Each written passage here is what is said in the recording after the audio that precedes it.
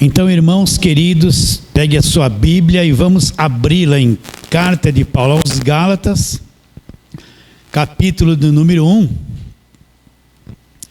E nós vamos fazer a leitura do verso 10 até o 14. Gálatas, capítulo de número 1, verso 10 a 14. Estamos naquela série de meditação da Carta de Paulo aos Gálatas. E vamos em frente. Verso 10. Preste muita atenção, não deixe a tua mente solta. Controle aí a tua mente, leia e entenda. Porventura procuro eu agora o favor dos homens ou de Deus? Ou procuro agradar a homens? Aí ele responde: se agradasse ainda a homens, não seria servo de Cristo. Faço-vos, porém, saber, irmãos, que o evangelho por mim anunciado não é segundo o homem. Quero ler de novo o verso 11. Falamos isso na pregação passada. Faço-vos, porém, saber, irmãos, que o evangelho por mim anunciado não é segundo o homem. Agora Paulo explica: porque eu não o recebi, nem o aprendi de homem algum. Não pode ser. Vou ler de novo, com calma.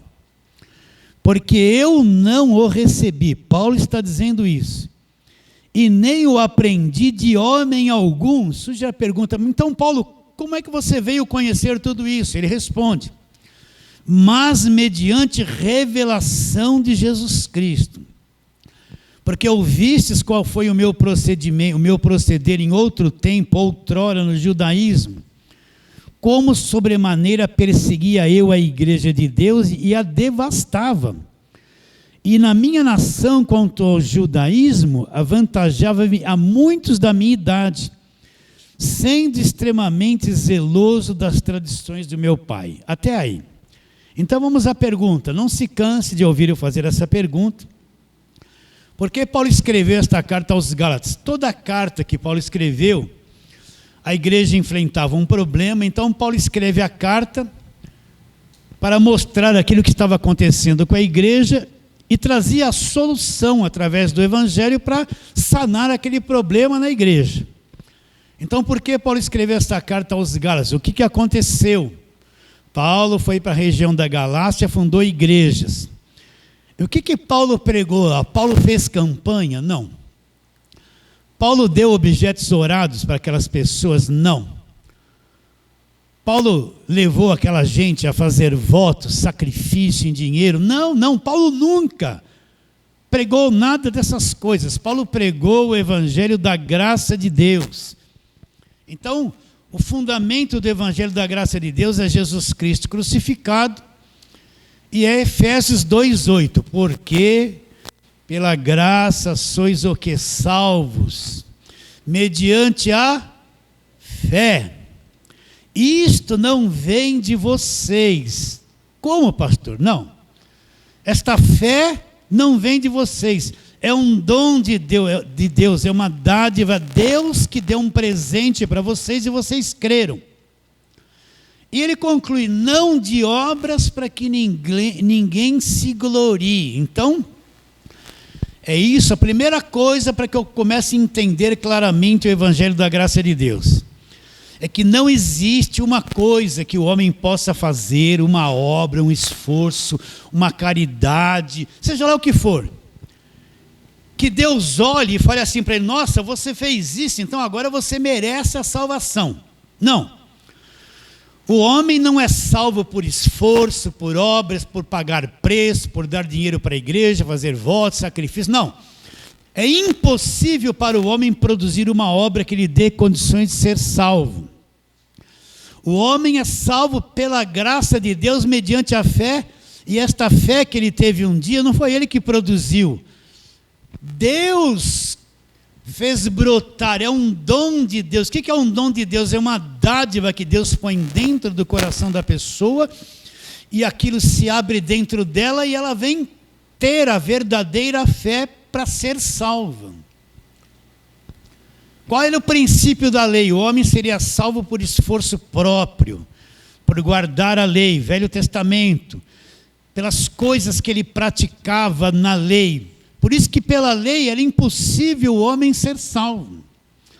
Então, Jesus Cristo vem, cumpre a lei, põe um fim na lei, e estabelece no sangue dele a nova aliança, que é o que? O Evangelho da graça de Deus. Então, o que aconteceu com os Gálatas? Eles ouviram tudo isso. Depois Paulo se ausentou, entrou na igreja deles os pregadores do Velho Testamento. Eu falo assim, que é uma forma mais simples, para quem está na internet entendeu. Entrou na igreja dos Gálatas os fazedores de voto, os pregadores de Malaquias 3, roubará o homem a Deus. Entrou na igreja dos Gálatas os que querem fazer a circuncisão para guardar a lei, os que trazem as parafernálias e objetos do judaísmo para dentro da igreja, para misturar com o evangelho da graça de Deus, aqueles que queriam se circuncidar nos dias de hoje. Os pregadores do Velho Testamento entraram na igreja dos Gálatas e disseram isso para os Gálatas: olha, só isso que Paulo prega, graça de Deus, você não precisa fazer nada para ser salvo. Não é bem assim. Você tem que voltar-se para a lei, para o judaísmo, para o Velho Testamento, praticar as obras da lei, e você vai somar o seu esforço com aquilo que Cristo fez na cruz, e a soma dos dois vai redundar em salvação. E os Gálatas, ao invés de ficar no evangelho que Paulo ensinou, eles voltaram as costas para o que Cristo fez na cruz, e se voltaram para a lei, e deixaram a pregação da velha aliança contaminar o evangelho que Paulo havia ensinado e pregado a eles. Então, eu tenho que ter essa divisão dentro de mim. Eu não canso de falar isso e vou morrer ou viver falando. A velha aliança acabou na cruz. O fim da lei é Cristo para a justiça de todo aquele que crê. Todos os rituais judaicos, as festas, os símbolos, a lei, tudo que você lê no Velho Testamento, até a cruz, acabou na cruz. Quando Cristo morre, ele foi o último sacrifício da lei. Porque ele era perfeito, o sacrifício dele foi perfeito, não precisa se repetir mais. Ele cumpriu a lei e pôs um fim em tudo aquilo. E quando ele está ali, na ceia, ele pega o pão e fala assim: esse pão é meu corpo que será partido por vós. Depois ele pega o cálice e fala o quê? Olha como é fácil de entender. Este cálice é o quê? O Novo Testamento no meu sangue. Este cálice é o Novo Testamento no meu sangue. Naturalmente ele não foi para a cruz, o sangue não foi derramado. Vai ser daqui pouco tempo. Então ele está dizendo que aquele sangue vai estabelecer um Novo Testamento. Se é novo, então o velho não tem mais lugar. Se entra um Novo Testamento, foi expurgado o velho, não é? É que nem o comunismo e democracia. O país está no regime comunista, entrou a democracia e expurgou o comunismo. Comunismo, controle de todo mundo, o Estado controla a vida de todo mundo, e se desobedecer, guilhotina, é lei. Democracia, todo mundo entra em liberdade. Liberdade de ir, liberdade de vir. Você deve ter ouvido muito essa história nesses nossos últimos meses, né? Deixa isso para lá. Então a nova aliança começa e acabou, mudou. Aquele estado de escravidão da velha aliança acabou. Entrou um novo regime, uma nova aliança, que é o evangelho da graça de Deus. Então, os Gálatas deixaram esse ensino de lado, se voltaram para a lei, e aí Paulo fala, vamos ler isso até o fim dessa carta, né? No capítulo 1, verso 6. O que Paulo fala? Admira-me que estáis passando tão depressa daquele que vos chamou aqui na graça de Cristo para outro evangelho. O que é esse outro evangelho? É a mistura do judaísmo, é trazer a velha aliança que acabou na cruz, querendo misturar com o verdadeiro ensino do evangelho da graça de Deus. Por isso que sempre quando você ouvir uma pregação no rádio, na televisão, você tem que ser inteligente. Opa, o que esse pastor vai ler? Aí vai começar a pregar judaísmo e não dá nem para ouvir, porque ele vai pregar uma coisa que acabou na cruz. Aí ele vai trazer aquele peso da lei na cabeça das pessoas, vai fazer a campanha em nome daquilo, vai cobrar dízimo, obrigação de ser dizimista, porque está lá em Malaquias, e ele vai trazer a escravidão, é o pregador da escravidão. Pode ser uma igreja com 5 mil membros. Se ele abrir na velha aliança e dizer, meus irmãos, tem que ser assim, ele não está no evangelho, ele vai trazer a escravidão para a cabeça das pessoas. Se você está ouvindo uma música, um louvor, oh, maravilhoso, começa, porque Jeová, pelo amor de Deus, isso é velha aliança. Na nova aliança é Jesus Cristo, não tem uma expressão na nova aliança de Jeová. Eu não vou cantar homem de guerra é Jeová. Isso é entendimento antigo do passado, se encantou muito isso agora, com o entendimento do evangelho. Primeiro, Jeová não é homem de guerra. Vocês estão entendendo quanta besteira a gente cantou ou não? Você entendeu isso ou não? Então, eu tenho que avaliar, ser inteligente, não deixar entrar na minha mente princípios daquilo que acabou na cruz. Senão, eu vivo mesclado, vivo confuso, não sei o que é o evangelho da graça de Deus. Então, Paulo diz, admira-me que estáis passando tão depressa daquele que vos chamou na graça de Cristo, lá para outro evangelho, qual não é outro, senão alguns que vos perturbam. Quem são os perturbadores? Esses que só vivem na velha aliança, trazem perturbação para a igreja. Alguns que vos perturbam e querem fazer o quê? Perverter o evangelho de Cristo. O que é um evangelho pervertido? Perdeu a pureza, foi introduzido nele elemento estranho, ensinos errados, perverteu aquilo que era puro. Então essa gente que traz esse outro evangelho, perverte o evangelho de Cristo. Aí Paulo recomenda no verso 8, mas ainda que nós, ou mesmo um anjo vindo do céu, vos pregue evangelho que vai além do que temos pregado, seja o quê? Anátema, seja amaldiçoado. Assim como já dissemos e agora repito, se alguém vos pregue evangelho que vai além daquele que recebesse, seja anátema, seja amaldiçoado. E então nós estamos meditando nisso. A partir do verso 10 que nós lemos, quero ler de novo até o 12. Porventura procuro eu o favor dos homens ou de Deus? Ou procuro agradar a homens? Se agradasse ainda a homens, não seria servo de Cristo. Faço-vos, porém, saber, irmãos, que o evangelho por mim anunciado não é segundo o homem. Explicamos isso na pregação passada. Hoje, porque eu não o recebi, e nem aprendi de homem algum. Então, como Paulo vai entender essas riquezas? Como Paulo entendeu isso? Ele escreveu 14 cartas, escreveu mais que todos, superou em conhecimento Pedro, Tiago, João, Mateus, superou todos eles. Se você ler, não leve a mal de falar isso, se você ler as cartas de Pedro, de Tiago, de João, de Judas, você percebe que eles criam em Jesus Cristo, mas eles não se libertaram do judaísmo, eles eram cristãos judeus. Você vê o que Tiago escreveu, você vê, Tiago era um apóstolo de Jesus, mas não entendeu nada, ele estava aprisionado no judaísmo. Vê o primeiro verso da carta, ele se identifica como Tiago de Jesus Cristo. Para que ele escreve a carta no verso 1? As 12 tribos que estão dispersas. Ele não está escrevendo para os gentios. Ele está escrevendo uma carta para as 12 tribos. Quem foi dividido em 12 tribos? O povo judeu. Então ele está escrevendo uma carta para os judeus. Então, você vê os demais apóstolos, eles ficaram misturados com lei e graça. Você lê João falou, eis o Cordeiro de Deus que tira o pecado do mundo. Mas se você for ler as cartas dele, ele vai falar que tem até pecados para a morte. Tudo é pecado e condenação, tudo é pecado. Entende? Parece que ele não entendeu nada do que aconteceu na cruz. Eles eram de Deus, as cartas deles foram inspiradas por Deus, claro. Mas como o apóstolo Paulo, nenhum deles enxergou.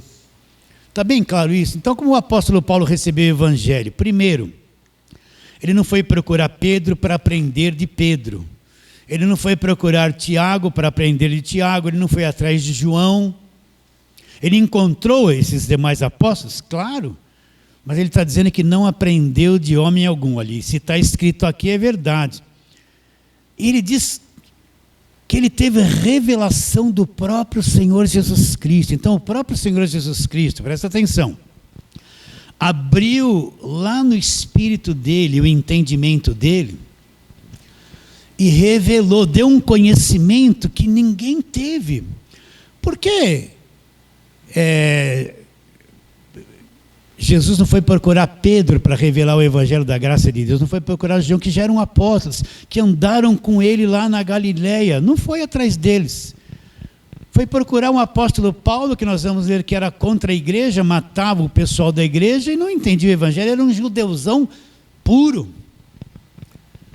Então o que é revelação? Presta atenção, eu posso ter muito conhecimento aqui das coisas da terra, ter entendimento, estudar e ter um grande conhecimento. Mas no mundo invisível, a minha mente não tem capacidade de chegar lá. As minhas emoções não têm capacidade de conhecer o mundo invisível. Nós temos conhecimento do mundo palpável, material, mas o verdadeiro conhecimento espiritual se desenrola numa dimensão invisível. Não é? Vamos dar aquele exemplo.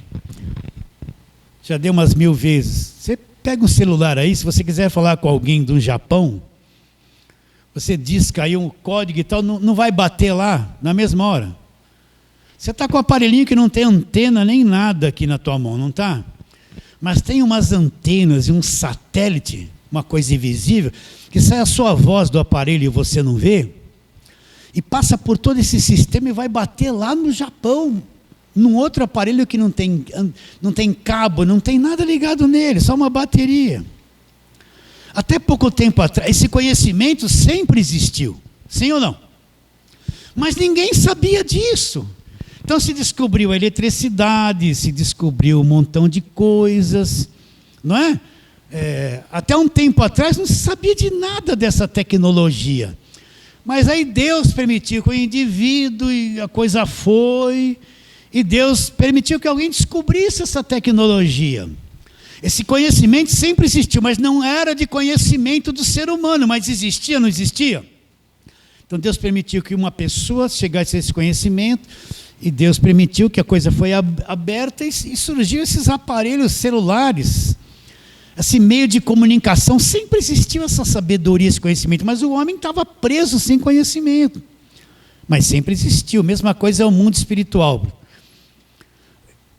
É vasto o conhecimento invisível, mas nós estamos aqui com uma cabecinha limitada, presos no mundo emocional, todo doente, cheio de tristeza, dor, amargura, medo. Estamos aqui num tumulto nesse corpo de carne, e a gente não consegue entrar nisso.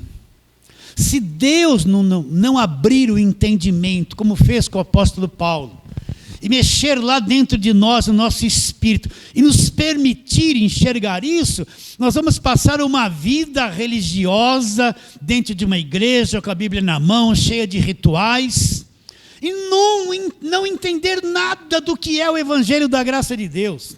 Nós vamos ser escravizados por um falso evangelho que vai nos pegar o dinheiro, vai nos apertar, vai fazer com que a gente seja um obreiro escravizado, servindo a uma organização.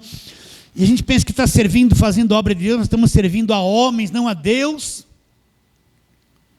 Vamos estar beijando estátua, andando de joelhos, pagando promessas, fazendo voto, fazendo sacrifício, visitando o templo de Salomão. Mas sem conhecimento. Sem conhecimento, vocês estão entendendo? Porque o tampão não saiu, a coisa não se abriu. Mas quando Deus abre entendimento, eu entro em contato com uma dimensão que eu não sabia que existia, uma outra dimensão. E foi isso que aconteceu com o apóstolo Paulo. Vamos ler o encontro dele com Jesus, você já sabe que está em Atos 9, vamos abrir lá, Atos 9. Vocês estão entendendo o que eu estou dizendo? Estamos trabalhando isso? Estamos caminhando? Atos 9. Paulo aqui é inimigo do evangelho, ele pensa que está servindo a Deus, mas ele é inimigo de Deus, ele está destruindo a igreja, né? Então, capítulo 9, vamos ver aqui o encontro que Paulo teve com Jesus Cristo. Verso 1. Até então ele era Saulo, Saulo, respirando ainda ameaças e morte contra os discípulos do Senhor, dirigiu-se ao sumo sacerdote e lhe pediu cartas, pediu autorização para as sinagogas, veja bem, para as sinagogas de Damasco, da cidade de Damasco, a fim de que, caso achasse alguns que eram do caminho, na mente de Paulo, quem seguia Jesus era chamado do caminho, assim homens como mulheres levassem presos a Jerusalém e prender eles. Seguindo ele estrada fora, ao aproximar-se de Damasco, subitamente uma luz do céu brilhou ao seu redor, e caindo por terra ouviu uma voz que lhe dizia: Saulo, Saulo, por que me persegues? E ele perguntou: quem és tu, Senhor? E a resposta foi: eu sou Jesus a quem tu persegues, mas levanta-te e entra na cidade, onde te dirão o que te convém fazer. Os seus companheiros de viagem pararam emudecidos, ouvindo a voz, não vendo nada, não vendo contudo ninguém. Então se levantou Saulo da terra e, abrindo os olhos, nada podia ver, e guiando-o pela mão, levaram-no para Damasco. Esteve 3 dias lá. Ó, o judeuzão já entrou em jejum, olha lá. Esteve 3 dias sem ver, durante os quais, jejum 3 dias, durante os quais nada comeu e nada bebeu. Repare bem, Paulo conhece tudo do Velho Testamento. Nós lemos em Gálatas, capítulo 1, que ele diz que da idade dele, na nação inteira, ele se avantajava a todos da idade dele. Era um cara extremamente zeloso das tradições dos pais. Então, Paulo guardava a lei mesmo, ele era rigoroso, era um judeuzão guardador da lei. Ele achava que estava servindo a Deus? Claro, se você chegasse para ele, eu faço essas perguntas para facilitar o entendimento. Paulo, você está servindo a Deus? Claro que eu estou servindo a Deus, eu jejuo, eu guardo a lei, eu estou na sinagoga, eu sou um dos melhores, ele está lá. Porém, existia um outro conhecimento, que a mente dele não havia atingido, que era totalmente contrário àquilo que ele cria, e que aquele zelo todo dele não estava servindo mais para nada. Existia uma sabedoria que já havia sido revelada através da vinda de Cristo, que Paulo não entendia, e ele era contra aquela sabedoria. Ele era contra aquilo que se ensinava em nome de Jesus. Ele julgava estar servindo a Deus. Tinha sabedoria religiosa e disciplina? Tinha. Mas tinha um outro conhecimento que ele não entendia nada, e ele era contra aquele conhecimento. Então você tem que ter muita paciência quando você vai falar do Evangelho da Graça de Deus para os seus parentes, amigos, seja lá quem for. Eles estão que nem Paulo, arraigados, são zelosos antes da cruz, né? E são contra o entendimento do Evangelho da Graça de Deus. As pessoas falam assim para mim: pastor, eu falo do Evangelho da Graça, ficaram com raiva de mim. Mas é a coisa mais normal. Ele está lá na religião dele, fazendo campanha, voto, sacrifício, corrente, propósito. Ele está lá há muitos anos. Você fala do Evangelho da Graça para ele, ele não tem esse entendimento, ele está travado ali. Então, o Evangelho da Graça vai destampar aquilo e ele vai ficar com raiva. Por quê? Ele está como o apóstolo Paulo, ele não entrou ainda nesse conhecimento. Ele está com a Bíblia na mão, vai na igreja, canta, estou seguindo a Jesus Cristo, né? Ele canta isso. Mas está travado, ele não conhece o Evangelho da Graça de Deus, como Paulo. E Paulo está furioso, porque ele fala: isso aí que estão falando quer destruir a minha religião. Isso aí que eles estão pregando em nome de Jesus, dizendo que ele é o rei, que ele é o rei de Israel, isso é uma afronta para o judaísmo, para o povo judeu.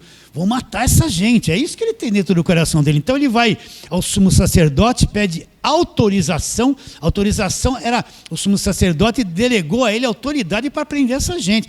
Ele vai para a cidade de Damasco, se encontrar alguém lá, vai prender e trazê-los presos para serem castigados em Jerusalém. Esse é o entendimento dele, né? Ele não está numa igreja assim: aceita Jesus, vem aqui para frente. Ele não está lá: eu estou arrependido dos meus pecados. Ele acha que nem tem pecado, ele acha que está agradando a Deus. Não tem nenhum louvor bonito de fundo para a pessoa chorar, não está saindo aquela fumaça do púlpito, né, para todo mundo. Não tem aquela moça cantando, não tem nada disso. Ele está lá indo para Damasco, eu vou pegar essa gente, eu vou pegar de jeito. Eles estão querendo destruir a minha religião. E o que acontece? Um novo entendimento está chegando que ele não tinha. Ele vai ter revelação. Olha lá o verso de número 13. E seguindo ele estrada fora, aproximar-se de Damasco. Olha a dimensão.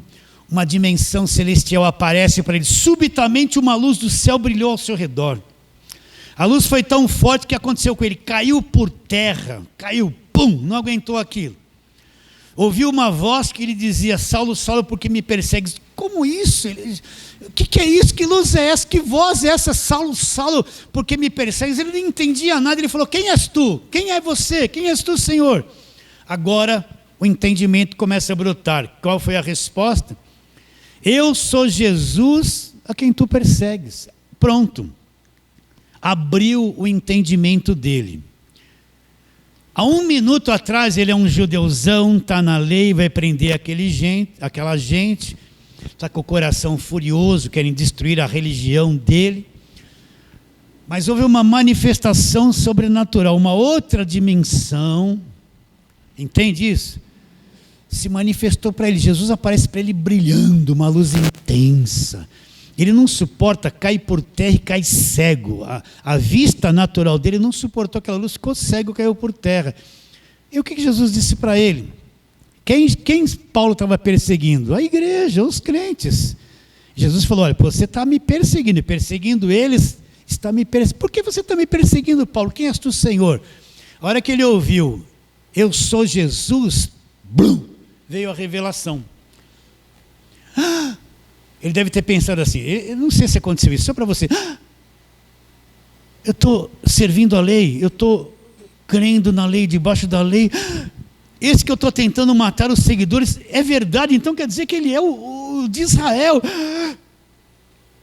Olha, blum, a viravolta que deu dentro dele, na mente dele, no espírito dele, no coração dele. Por quê? Porque Jesus, repare bem, o que as pessoas falam? Você precisa se arrepender dos pecados, você precisa confessar os pecados, você precisa vir aqui na frente, você precisa levantar a mão. Criou-se todo um ritual, né? Você precisa fazer isso, você precisa fazer aquilo. Paulo não fez nada disso. Quando a revelação vem, derruba tudo que a pessoa tem na mente, derruba a religião, derruba a tradição, limpa tudo. Vocês estão entendendo o que eu estou dizendo? Paulo não passou por esse processo que a igreja organizada fala: você precisa fazer isso, precisa fazer aquilo, depois você precisa se batizar, depois de tudo isso, se você não buscar, você não vai ter o Espírito Santo. Vem no culto do Espírito Santo. Então, esse mundo invisível, esse conhecimento através de Jesus veio para Paulo, abriu o entendimento dele, e ele só teve esse pequeno entendimento no começo: Jesus é real, eu estou perseguindo Jesus, então ele é o Messias, ele é lá do passado, ele é aquilo que Isaías falou, eu estou perseguindo, tudo isso é verdade e eu estou na mentira. Virou ali. Dali para frente, o que Deus vai fazer? Vai começar a revelar, abrir o entendimento dele para que ele conheça o Evangelho da graça de Deus. Mesma coisa aconteceu comigo e com você. Nós éramos religiosos, eu fui religioso 20 anos, sem entender o Evangelho da graça de Deus. Quantas vezes eu li, pela graça sois salvos? Quantas vezes eu li Romanos, o fim da lei é Cristo, mas eu li essas coisas, não era legal, não tinha muita emoção, eu não entendia nada. Eu li Gálatas, mas não entendia nada, era uma coisa sem sentido para mim. Agora, quando eu voltava a mente para o Velho Testamento, lá o gigante vai cair, caiu, aleluia, glória a Deus. Eu era líder de jovens, e a igreja que fazia parte, nós construímos o acampamento. Então, chegava assim, carnaval, esses feriados, a gente levava os jovens para o acampamento. Então, ficava os 3, 4 dias lá, né? Então, eu dava as lições, né? Que não era nada do Evangelho. E a gente fazia o culto da fogueira. O que é o culto da fogueira? Chegavam numa noite, ou na última noite, fazia um fogueirão, cada um escrevia num papel uns pedidos e tal. E as muralhas de Jericó iam cair naquela noite. Então, a gente fazia aquele culto preparado. Olha, hoje, hein? É hoje que as muralhas vão cair, é hoje, escreva seu pedido, vamos lá com fé. É hoje que vai descer o fogo do céu, é hoje, já condicionando a cabeça de todo mundo para dar histeria lá, pular. Aí acendia aquela fogueira, lá tinha bastante madeira, era um sítio grande. Quando aquela fogueira estava no auge, jogava os filhos, é agora! Aí a gente cantava, vem com Josué, e pulava assim, Jericó, tudo de mão dada, né? Eu pulava, aleluia, né? E pulava de mão dada em volta da fogueira. Agora, uma volta, 2 voltas, vai cair, 3, 7 voltas, agora mais 7, porque no 7º dia... Aí quando acabava todas as horas, já estava assim, ó. Agora vai cair, cai! Todo mundo gritava e gritava e pulava. A gente pulava, chacoalhava, sapateava, rodava. Aí no próximo a gente fazia a mesma coisa. Sem entendimento nenhum. Vocês estão entendendo? Aquilo era legal, o jovem gostava daquilo, era o auge. Né? Quem queria namorar põe um pedido, eu quero namorar. Quem queria casar, eu quero casar. Né? Queimava tudo. Só que no ano que vem, tudo a mesma coisa. Sem entendimento. Vocês entendem isso? Você deve ter passado por isso, frequentado a igreja, participado de um monte de coisas sem entendimento. Deus não está bravo porque a pessoa está assim, Ele quer abrir o entendimento dela. Mas para abrir precisa ouvir o Evangelho. Não é? Mas aí um dia, o que aconteceu? Você ouviu uma coisa do Evangelho da graça de Deus, te atraiu. Né? Deus já tinha preparado dentro de você uma sede que você não sabia nem do que era. Você estava oprimido lá, cumprindo um monte de regras, de rituais. Estava lá. Aí chegou aquele dia, ouviu alguma coisinha que fez um plim, né? Não é o plim-plim da Globo, uma coisa plim, né? Chegou ali um pequeno entendimento dentro de você. A partir daquele dia a coisa começou a abrir, você foi ouvindo.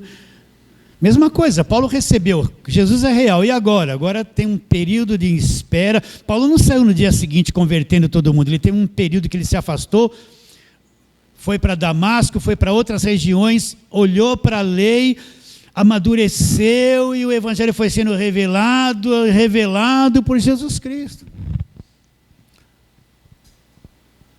Ele não aprendeu de homem algum, né? Mas, mediante o quê? Revelação de Jesus Cristo. Essa é a nossa sede. Se você puder ter um carro bom, graças a Deus. Se você puder ter mais dinheiro, graças a Deus, né? Comprar uma casa maior, tomara que aconteça isso na sua vida. Mas isso não é a motivação do Evangelho. Entende? O Evangelho material. Eu vou para a igreja porque eu quero casa, carro, melhor emprego, eu quero saber ser cabeça e não cauda, eu quero comprar isso. Não. A motivação do falso evangelho é ir para a igreja para ter coisas. A motivação do verdadeiro evangelho, sabe qual é? Não que isso não seja necessário, todos nós necessitamos de tudo isso. A verdadeira motivação do evangelho é o seguinte: eu quero conhecê-lo. Eu quero me aprofundar nesse conhecimento, eu quero mergulhar nesse mundo invisível de sabedoria, enquanto nessa vida eu quero ir mais fundo possível, é isso que me governa, é essa sede que eu tenho, é isso que eu quero entrar lá, mergulhar, entender, me aprofundar, ter revelação, ver as coisas claras. Essa é a sede verdadeira de quem nasceu do alto. Está entendendo isso ou não? Essa é a sede. Essa é a sede, né? Encontrar, conhecer, enquanto preso nessa carne, limitado por uma sociedade corrompida. Eu preciso, o máximo, entrar nesse mundo invisível e conhecendo, me aprofundando. E foi isso que aconteceu com o apóstolo Paulo. Jesus se revelou para ele e deu o entendimento para ele. Então, por isso que eu oro. Quando eu oro por vocês, eu paro lá em casa de madrugada, né? Não, pastor, você ora de madrugada. Não, é que eu estou mais velho, eu não preciso dormir muito, né? Então, quando dá umas 4 horas da manhã, meu corpo já está programado para acordar. Eu tive uma vida toda trabalhando, acordando cedo, e meu corpo pegou o ritmo, né? Então, quando eu vou orar por vocês, eu não falo assim: Senhor, abençoa a Chiquinha, abençoa a Mariazinha, abençoa. Não. Eu peço, Senhor, abra o entendimento deles e o meu também. Aí eu vejo vocês assim, imagina que nem eu estou aqui, né? Eu tiro uma foto aqui com a minha mente de vocês. Então, em casa eu vejo o Jaime aqui, quando ele não vem, eu sinto falta. Olha lá, Eu vejo vocês do jeito que vocês estão. Alguns mudam de lugar, mas, né? E o que eu peço para vocês? Abra o entendimento. Abra o entendimento. Você não tem sede de fazer uma viagem nesse entendimento? Chegar numa profundidade tão satisfatória aqui dentro, uma alegria, uma convicção, ver o invisível. Tem essa sede no coração? Então Paulo falou, eu não aprendi de homem algum, não foi ninguém que foi dar aulinha para Paulo. Agora, depois disso, Deus usa homens e mulheres a quem ele revelou a palavra para ser útil para a igreja, para que eles tenham revelação também. Não é? Tem sede disso? Né? Como é bom conhecer o Evangelho. Eu não confio mais num copo com água. Me deram um copo com água e falaram assim, olha, essa água é santa, é ungida, bebe que a sua vida vai mudar. Como é que alguém que entende o Evangelho pode acreditar em tamanha tolice? E hoje mesmo tem um monte de gente que vai beber água ungida, a tolice de falsos pregadores. Conhecer esse mundo invisível, entrar nele, absorvê-lo em conhecimento, porque no mundo invisível tudo é conhecimento.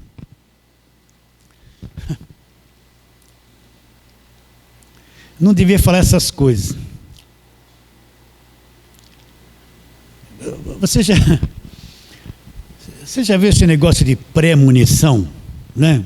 Só para você entender. Ou então uma intuição. No mundo invisível, aqui a gente se comunica com gestos, com fala. Fala, grita. Mas no mundo invisível, só de você olhar, será que eu devo falar isso para vocês?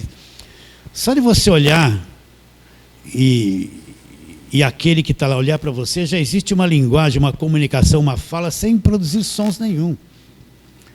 Uma telepatia. Você entende ou não? Né? Você pensa que os anjos ficam, vai lá guardar aquele lá. Oh! A coisa lá é tão intensa que só de olhar um entende o que o outro está falando e se comunica por telepatia. Mas não a nossa telepatia humana, uma coisa celestial. Vocês estão entendendo? E isso não precisa estar perto. Isso é distância. Coisa extraordinária, fenomenal. Como é que Deus pode estar dentro de nós ao mesmo tempo? De todos. Posso brincar com você? Nesse momento, no mundo, tem milhões de pessoas orando ao mesmo tempo, não tem? Se fosse eu, precisaria uma linha com cada um pouquinho aqui, um pouquinho ali. Para nós é impossível ouvir tudo ao mesmo tempo. Como que Deus consegue ouvir milhões de oração ao mesmo tempo e Ele ouvir individualmente cada uma, sem se confundir no que eles estão falando? E atender particularmente cada uma delas, sendo Ele um só? Vocês estão entendendo o que eu estou dizendo ou não? Está enxergando isso comigo? Uma coisa fenomenal, fantástica. Como é que Deus pode... Até os fios da vossa cabeça estão todos contados. Eu não tenho controle, deve ter caído uma meia dúzia de cedo. Mas nesses milhões, como é que Deus pode saber quantos fios de cabelo tem na minha cabeça? Mas sabe. Vocês estão entendendo a sabedoria invisível, como é vasta, por revelação. Então nós... nem um pontinho desse nós não temos entendimento do mundo invisível ainda. Nós estamos aqui pequenininhos, né? Entendendo o Evangelho da graça de Deus. Meu Deus, eu preciso mais que isso. Eu não aguento mais viver na superfície. Preciso entrar lá, né? Ser levado, arrebatado até o terceiro céu como Paulo. Aí como eu gostaria de só um minutinho entrar lá, sair do corpo um pouquinho, para depois voltar. Mas eu não sei como Paulo, eu ia contar para vocês, eu não ia aguentar.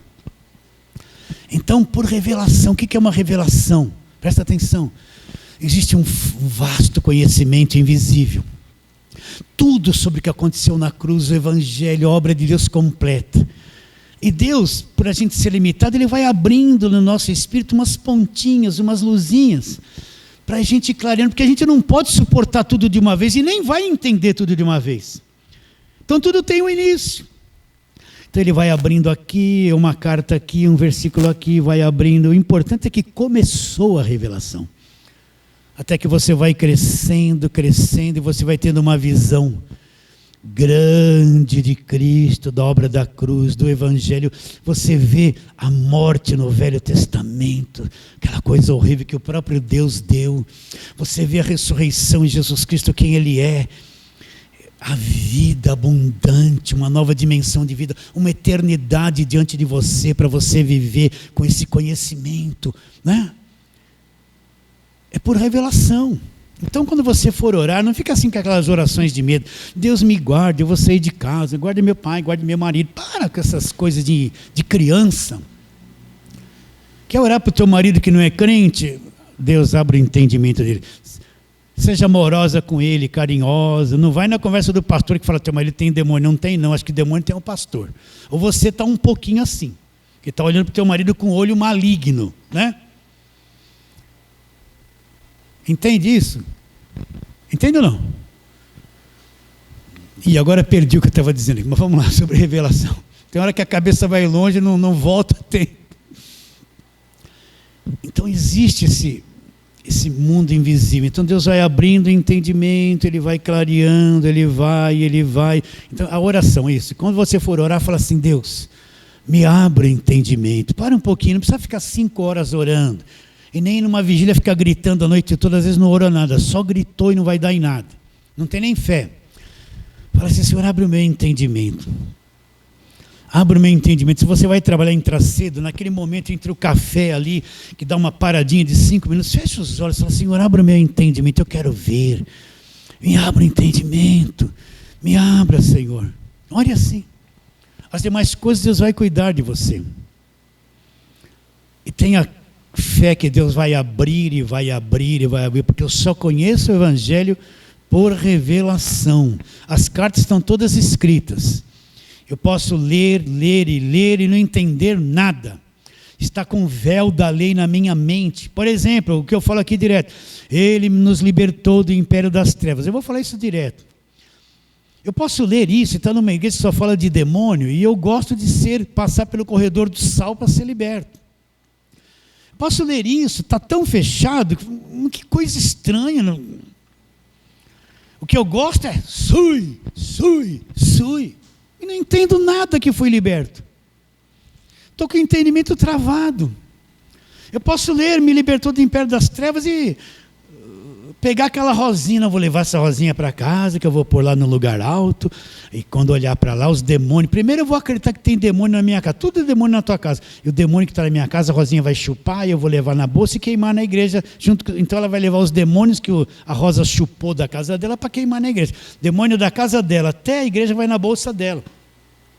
Olha que tolice, gente, isso não é evangelho. Eu posso ler, mas se não tiver entendimento aberto, eu não entendo nada. Eu vou entender o que a minha mente compreende. Eles derrubaram a muralha. É fácil entender isso. E gritaram e derrubaram a muralha. Olha, Elias fez cair fogo do céu. Isso eu entendo. Ele orou, né? Poxa, que legal. Que legal. Foi legal isso aí, né? Porque lá é um raciocínio humano. Dá para entender certas coisas. Não precisa muita fé para entender aquilo. Mas no Evangelho é só por revelação. Posso ir mais uns 5 minutinhos? Mais uns 5 minutinhos? Então, como Paulo aprendeu o Evangelho, não aprendi de homem algum, mas mediante revelação de Jesus Cristo. Agora vamos para a segunda carta de Paulo aos Coríntios, capítulo de número 4.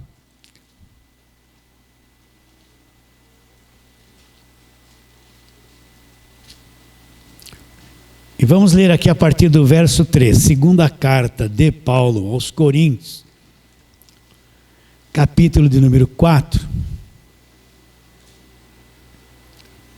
verso 3. Ele vai falar do evangelho encoberto, um evangelho que está encoberto para as pessoas. Olha lá, verso 3, segunda carta de Paulo aos Coríntios, capítulo 4.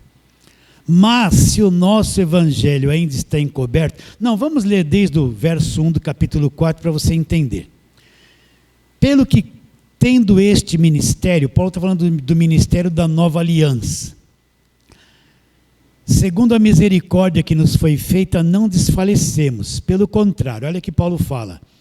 Rejeitemos as coisas que por vergonhosas se ocultam, olha lá, não andando com astúcia e nem adulterando a palavra de Deus. Então Paulo não adulterava a palavra de Deus, não tinha astúcia, e ele rejeitava aquilo que era vergonhoso, feito na segunda intenção. Antes nos recomendamos a consciência de todo homem, na presença de Deus, pela manifestação da verdade. Aí ele fala, mas se o nosso evangelho ainda está encoberto, é para quem? Para os que se perdem que está encoberto, nos quais o Deus desse século cegou o quê? O entendimento dos incrédulos, para que lhes não resplandeça o quê? A luz do evangelho da glória de Cristo, o qual é a imagem de Deus. Então o que Paulo está dizendo? O evangelho está encoberto para quem está perdido que está encoberto.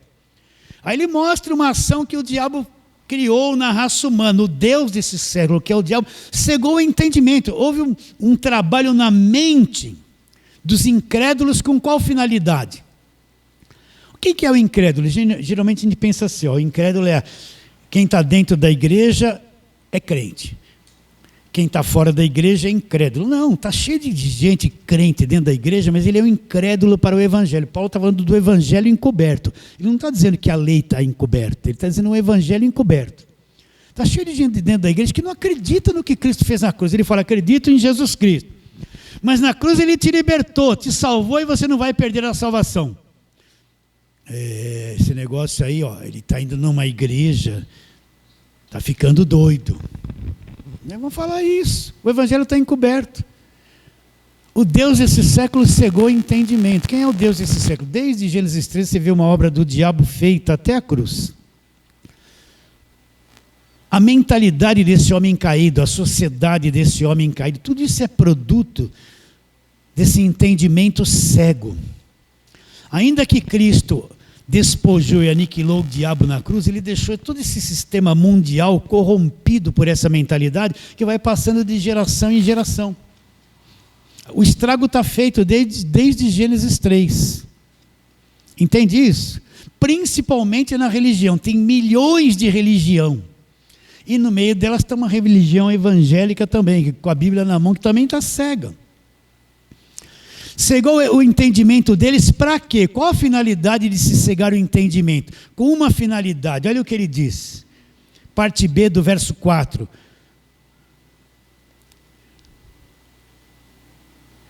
O Deus desse século cegou o entendimento dos incrédulos para que não brilhe, não resplandeça a luz do evangelho da glória de Cristo. Para que o evangelho não seja conhecido. Para que a luz do evangelho não brilhe na mente das pessoas, no coração das pessoas.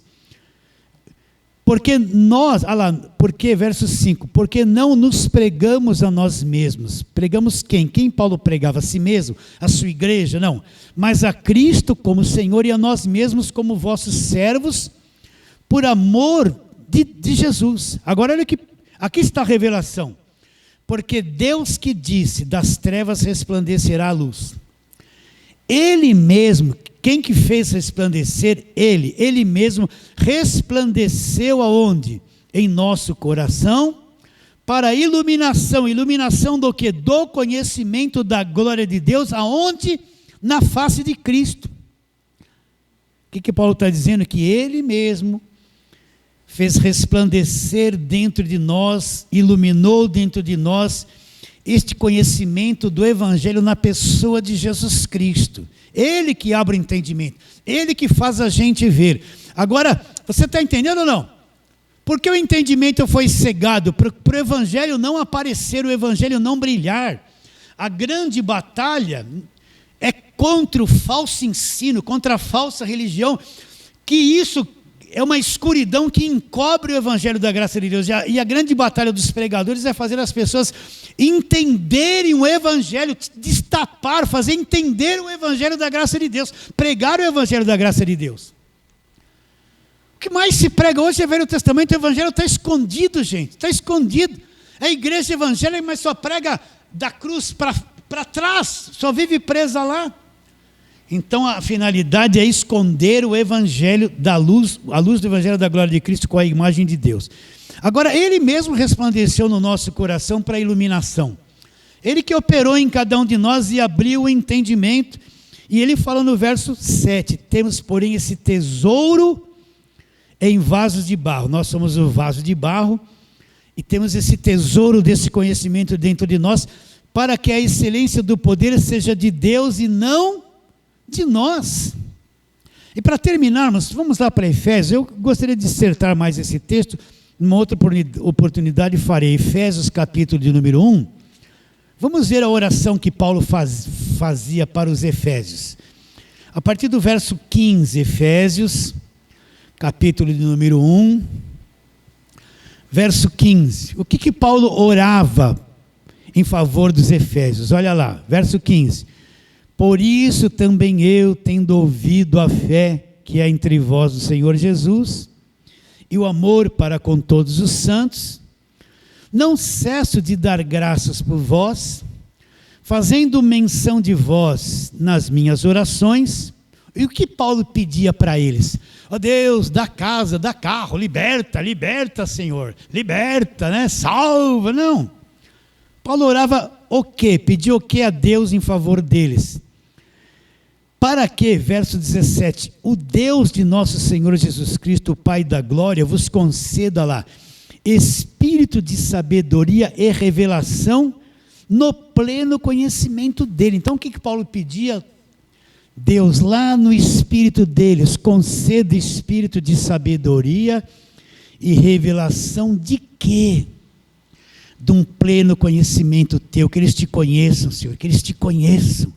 Faça brilhar dentro deles esse conhecimento, dê sabedoria, né? Espírito, e dê revelação para que eles tenham conhecimento do Senhor. E olha o verso seguinte, verso 18.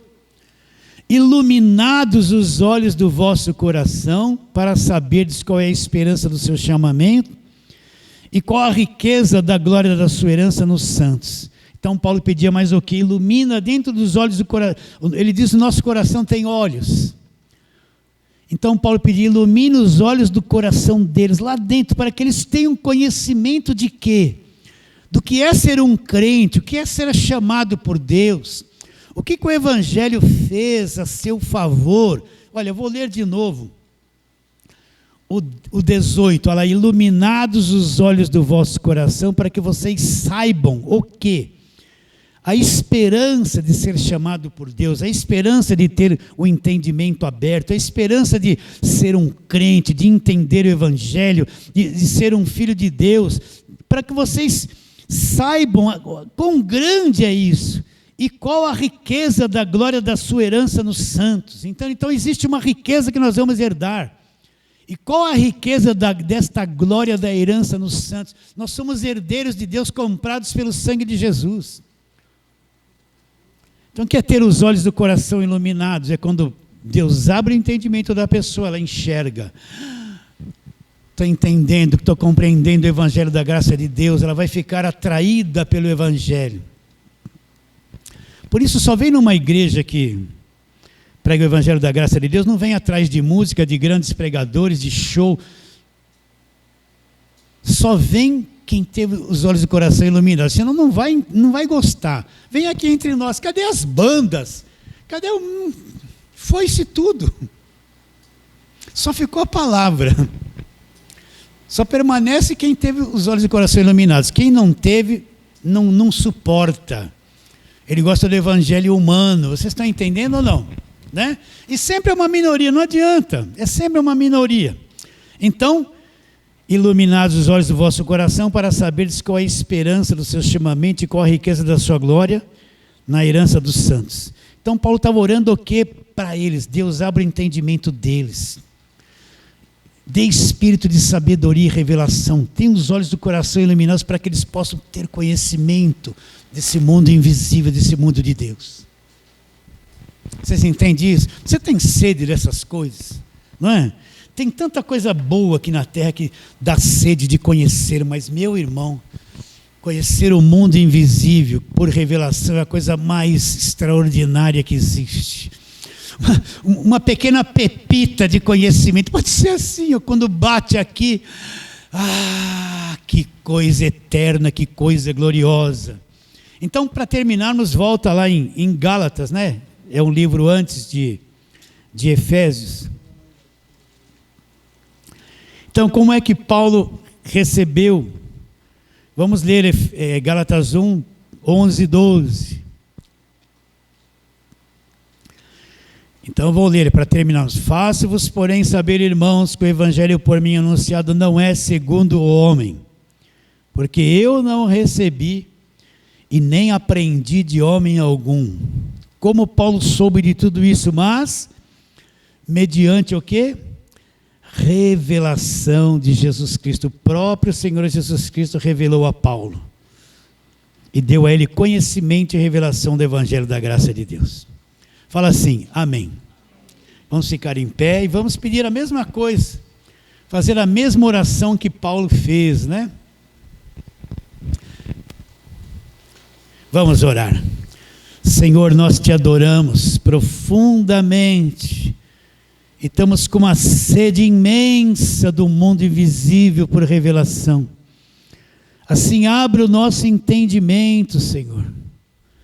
Abra as cartas de Paulo diante de nós, no nosso espírito, e não somente de nós, mas aqueles irmãos preciosos, valiosos da internet. Abra o entendimento deles, que essa voz chegue a cada um deles e na medida certa o Senhor faça-os compreender a grandeza do evangelho da graça de Deus. Crendo que será, oramos pela fé em nome de Jesus. Fale assim, amém. Vamos